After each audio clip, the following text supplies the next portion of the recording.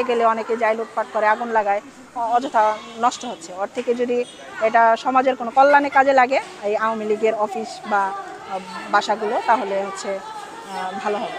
এর জন্য ওই দিন শুধু অফিসটা ভেঙে চলে গেছিলাম, আর ভাঙি নাই, কিছু না তাইলে ভাঙবো না, শুধু অফিসটা একটু ভেঙে রেখে যাই।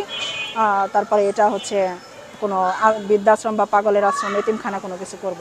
এর জন্য জহেরের বাসাটা হচ্ছে পাগলের আশ্রমের জন্য সিলেক্ট করা হয়েছিল। এর জন্য আজকে হচ্ছে পাগল যা ছিল আশ্রমের সব পাগল এখানে নিয়ে আসা হয়েছে। এই ঈদে জামা জুতো অ্যাক্সেসরিজের ডিসকাউন্ট।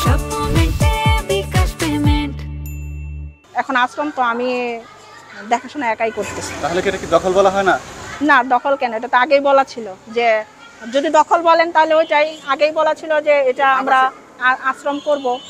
এখন আবাসিক এলাকা আগে আপাতত রাখি, যদি দেখি যে এখানে বেশি সমস্যা হচ্ছে তাহলে যারা একটু সুস্থ আছে ওদেরকে এখানে রাখবো, আর যারা বেশি পাগল তাদের হয়তো অন্য কোনো আওয়ামী লীগের বাসা যেগুলো সিলেক্ট করা হয়েছে হয়তো বিবেচনা করে যে কোনটায় রাখলে আশেপাশে মানুষের সমস্যা না হয়। কোনো ব্যক্তির বাড়ি দখল করতে পারি না, কিন্তু আওয়ামী লীগের বাড়ি দখল বলতে এটা হচ্ছে জনগণের কাজে, এখানে তার আমার বিজনেস হচ্ছে না।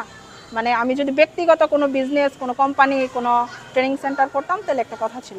এটা হচ্ছে সমাজের যত অসহায় গরিব মানুষ, যাদের পাগল টাগল, এদের তো দেখার কেউ নাই। এই সমাজের গরিব মানুষ, এই পাগলটা রাস্তায় না থেকে আওয়ামী লীগের বাড়ি এখন পড়ে আছে পতিত। এই যারা সারা জীবন মানুষের উপর জোর দখল করে অত্যাচার করে এই অবৈধ এই প্রাসাদগুলো করছে, সম্পদগুলো করছে, এই অবৈধ সম্পদের ভাগিদার এই অসহায় মানুষগুলাই। এর জন্য অসহায় মানুষগুলাকে এখানে রাখা হয়।